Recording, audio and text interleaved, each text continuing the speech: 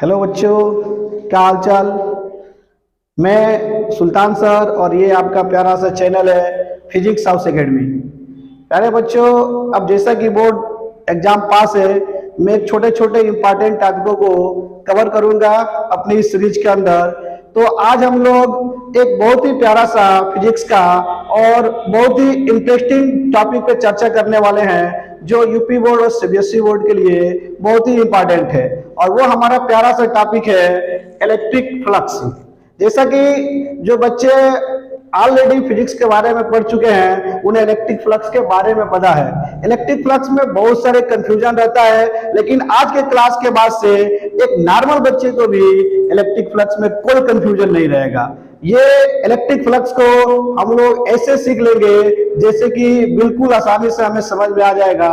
Electric flux, ये जो नाम ही है इसका इलेक्ट्रिक फ्लक्स, इसमें हम लोग चर्चा करेंगे इलेक्ट्रिक फ्लक्स का। इस तरह के फिजिक्स में दो फ्लक्स है, एक इलेक्ट्रिक फ्लक्स है और दूसरा हम लोग मैग्नेटिज्म में कवर करेंगे बाद के वीडियोज में, वो अपना आएगा मैग्नेटिक फ्लक्स। डिट्टो हम लोग दोनों टॉपिक को एक साथ कवर कर लेंगे चाहे तो। पहली बात, जो फ्लक्स है वो होता क्या है, फ्लक्स के बारे में हम चर्चा करें क्या होता है। जब किसी भी एक आर्बिट्री सरफेस या किसी भी सरफेस से इलेक्ट्रिक फील्ड लाइनों की, जितनी इलेक्ट्रिक फील्ड लाइनों की गुजरती है, उन्हीं इलेक्ट्रिक फील्ड लाइनों की संख्या के मापदंड को हम लोग फ्लक्स कहते हैं। अब बात करें हम मैग्नेटिक फ्लक्स की, तो मैग्नेटिक फ्लक्स में भी सेम सिचुएशन यही रहेगा और वहां क्या हो जाएगा, मैग्नेटिक फील्ड लाइन गुजरेगा, उसको मैग्नेटिक फ्लक्स बोलेंगे। यहाँ पे जो फ्लक्स है ये एनर्जी का मापदंड है। Electric flux is basically the measurement and count of the electric field line. किसी भी सरफेस से, किसी भी एक आर्बिट्री सरफेस से जितनी इलेक्ट्रिक फील्ड लाइन होकर गुजरती है, वही इलेक्ट्रिक फ्लक्स होता है। दैट मीन्स हम डिफाइन कर सकते हैं इलेक्ट्रिक फ्लक्स को कि electric flux is basically count of number of line. जैसे कि हमने पहले ही चर्चा कर चुका है कि जो अपना इलेक्ट्रोमैग्नेटिक वेव है वो इलेक्ट्रिक फील्ड और मैग्नेटिक फील्ड दोनों फील्ड से मिलकर बना हुआ है। इलेक्ट्रिक फील्ड और मैग्नेटिक फील्ड दोनों हमेशा साथ चलता है, तो उसमें जो फ्लक्स है, ये फ्लक्स हम लोग electric field flux, electric flux के बारे में चर्चा करने वाले हैं। इलेक्ट्रिक फ्लक्स जितने किसी आर्बिट्री सरफेस से लाइन गुजरता है वही फ्लक्स होता है। फ्लक्स को हम लोग फाई से रिप्रेजेंट करते हैं और फाई जो होता है वो होता है cyclic integration E dot D. E क्या है, इलेक्ट्रिक फील्ड है। इलेक्ट्रिक फील्ड कितना है और किस सरफेस से वो होके गुजर रहा है, इसको हम लोग बोलते हैं इलेक्ट्रिक फ्लक्स।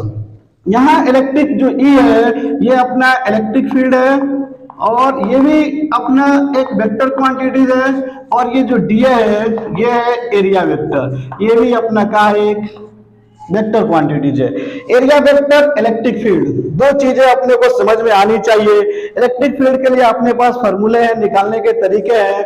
अपने को एरिया वेक्टर की थोड़ी सी चर्चा करनी है कि एरिया वेक्टर होती क्या है। एरिया, आज तक हम जितने कभी भी एरिया के बारे में पढ़े हैं तो अपने को मैग्नीट्यूड की रिक्वायरमेंट थी, वेक्टर के बारे में कोई चर्चा नहीं किया था। एरिया जो है अपना, एरिया वेक्टर जैसे इसका नाम है, तो इसमें दो चीजें हैं। एक तो पहला की इसका मैग्नीट्यूड और जो दूसरी चीज है वो इसकी है डायरेक्शन। तो अपने को एरिया में हमें पढ़ना है तो दो चीजें हैं, मैग्नीट्यूड निकालना अपने को एरिया का आता है, डायरेक्शन निकालना हम लोग इसमें थोड़ा बहुत सीखेंगे। जो भी अपना बॉडी है वो बॉडी को हम दो टाइप को बांट सकते हैं। पहला जो होता है वो ओपन बॉडी हो जाएगा, ओपन बॉडी, और जो दूसरा है अपना वो हो जाएगा क्लोज बॉडी। दो तरह के बॉडी है, ओपन बॉडी और क्लोज बॉडी। हम बात करें या ओपन सरफेस की या क्लोज सरफेस की, तो ओपन सरफेस और क्लोज सरफेस दो तरह के सरफेस है। किसी भी ओपन सरफेस की बात करें, जैसे कि अपना रेक्टेंगल है, इस रेक्टेंगल की हम बात करें कि साइड इसकी ए बी सी डी है, इसका अगर हम मैग्नीट्यूड निकालें तो मैग्नीट्यूड अपने को पता है कि मैग्नीट्यूड इसका क्या होगा, वो आ जाएगा अपना A B cross B C. लेकिन अगर हम इसकी डायरेक्शन की बात करें, ओपन सरफेस की डायरेक्शन की बात करें, तो ओपन सरफेस की डायरेक्शन ये किसी भी आर्बिट्री सरफेस का, जो भी ये अपना ओपन सरफेस है, इसके परपेंडिकुलर बाहर होगा या परपेंडिकुलर अंदर होगा।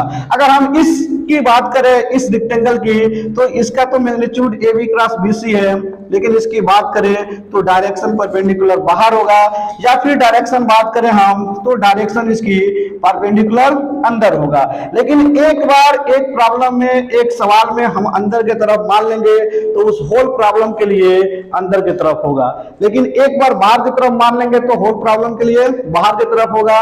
जब तक कि प्रॉब्लम चेंज नहीं होगा, डायरेक्शन चेंज नहीं होगा। दूसरी बात, जैसे कि हम बात करें कि ये सर्कल है, इस सर्कल की, सर्कल भी अपनी का है, ओपन सरफेस है, इसकी रेडियस है आर। अगर हम इसकी एरिया की बात करें तो एरिया इसकी हो जाएगी पाई आर स्क्वायर। ये पाई आर जो स्क्वायर है एरिया इसकी, ये तो इसकी मैग्नीट्यूड है। अगर डायरेक्शन की बात करें तो इस सरफेस के परपेंडिकुलर बाहर, इस सरफेस के परपेंडिकुलर अंदर होगा। अब एरिया के बारे में हमें पता हो गई, ओपन सरफेस के बारे में, तो थोड़ा सा हम क्लोज सरफेस के बारे में भी चर्चा कर लेते हैं। जो क्लोज सरफेस अपना है, उस क्लोज सरफेस के लिए हम बात करें तो क्लोज सरफेस में अपना कहा जाएगा, इसमें स्फीयर है। स्फीयर जो है, स्फीयर अपना क्लोज सरफेस है। स्फीयर के अंदर की बात करें तो ये स्फीयर है। स्फीयर में जब भी इसकी हम डायरेक्शन निकालेंगे तो अपना जो डायरेक्शन है वो सदैव का होगा perpendicular to the surface, perpendicular to the surface, हमेशा सरफेस के परपेंडिकुलर होगा। क्लोज बॉडीज के लिए, ये जो क्लोज बॉडीज है इसके लिए जो डायरेक्शन है वो परपेंडिकुलर आउटसाइड होगा ऑलवेज, और इसके लिए क्या होगा, परपेंडिकुलर आउटसाइड या इनसाइड, दोनों में से कोई भी हो सकता है। अपनी एक बार हम जो मान लेंगे ओपन सरफेस के लिए, वो होल प्रॉब्लम में यही चलेगा।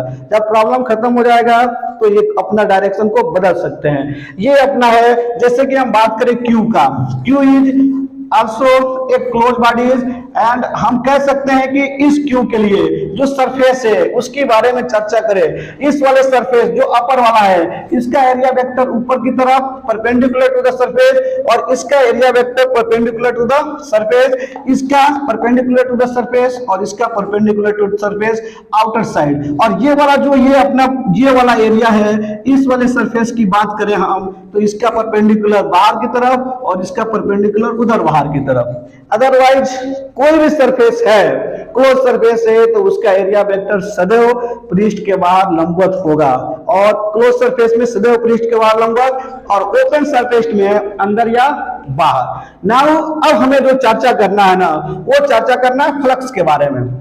फ्लक्स इज क्या है अपना, इंटीग्रेशन ई डॉट डी है। अगर बात करें हम फ्लक्स की तो ई डॉट डी है। फ्लक्स अपनी स्केलर क्वांटिटीज है। फ्लक्स कैसी क्वांटिटीज है, स्केलर क्वांटिटीज है, और स्केलर क्वांटिटीज है तो इसका मान क्या हो सकता है, पॉजिटिव भी हो सकता है, निगेटिव भी हो सकता है, और इसका मान जीरो भी हो सकता है। पॉजिटिव भी हो सकता है, निगेटिव भी हो सकता है, और जीरो भी हो सकता है। फ्लक्स के तीनों मान हो सकता है। अब यहां से ई अपना इलेक्ट्रिक फील्ड है, डी अपना एरिया वेक्टर है, तो फाई को हम लिख भी सकते हैं ई डॉट ए, ई डॉट ए। डॉट प्रोडक्ट है, और डॉट प्रोडक्ट है तो फ्लक्स अपनी स्केलर है। यहां से अगर हम बात करें तो इसको एक और फॉर्मूला लिख सकते हैं, ई ए कॉस थीटा। तो फ्लक्स बेसिकली जो है वो तीन चीजों पर निर्भर करती है, एक तो इलेक्ट्रिक फील्ड पे, दूसरा एरिया वेक्टर पे, और तीसरा angle between A and A. Angle between A and A पे इस तरह डिपेंड करती है कि काज के प्रोपोर्शनल होती है।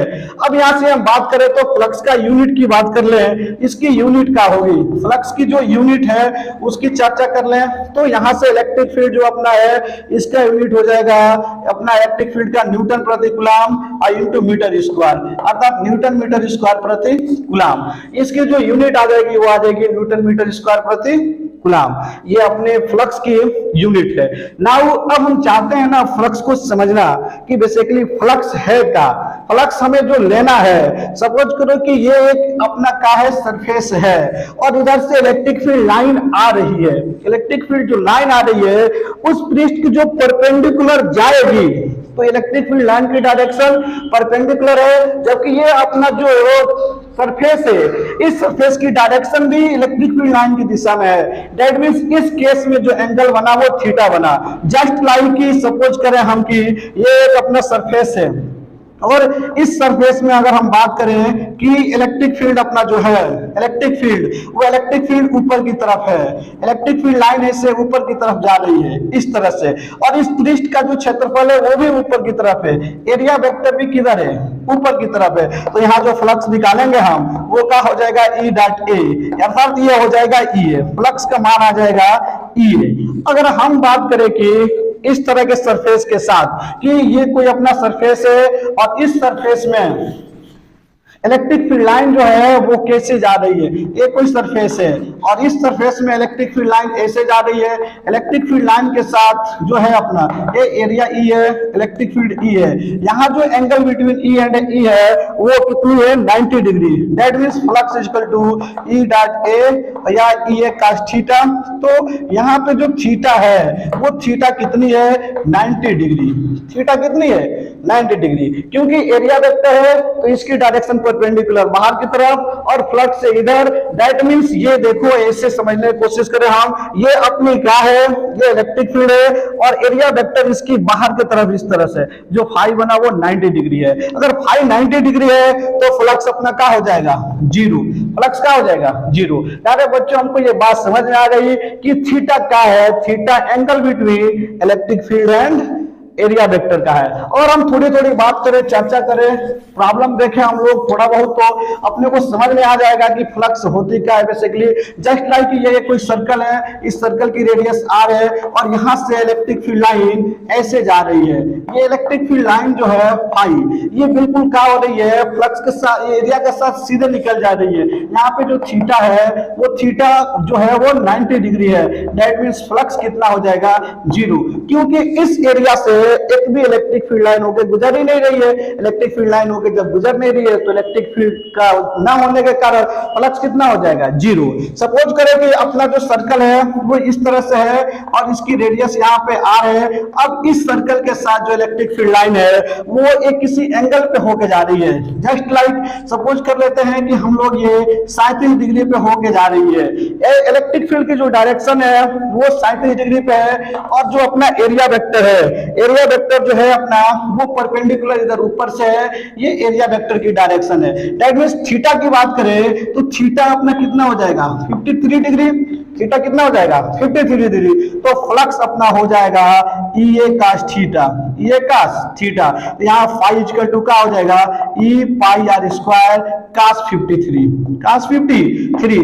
बच्चों यहाँ समझने वाली बात ये थी कि एंगल 37 किसके साथ था, एरिया वेक्टर के साथ ना हो कि ये पृष्ठ के साथ था, इलेक्ट्रिक फील्ड। लेकिन जो एंगल अपने को चाहिए वो एरिया वेक्टर और इलेक्ट्रिक फील्ड के चाहिए जो कितना है, 53 है। जस्ट लाइक किसी भी सरफेस की बात करें हम, ये अपना 3D सरफेस की बात करें तो 3D सरफेस के लिए क्या होगा, ये अपना 3D सरफेस है। इस सरफेस के लिए एरिया वेक्टर इधर है। सपोज करो कि इलेक्ट्रिक फील्ड लाइन ऐसे होके जा रही है।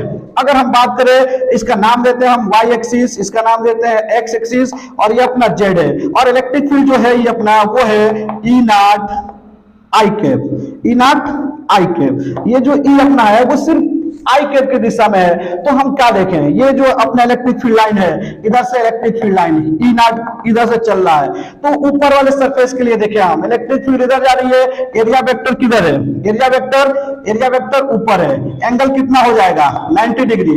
ऊपर वाले सरफेस को जैसे फ्लक्स कितना, जीरो।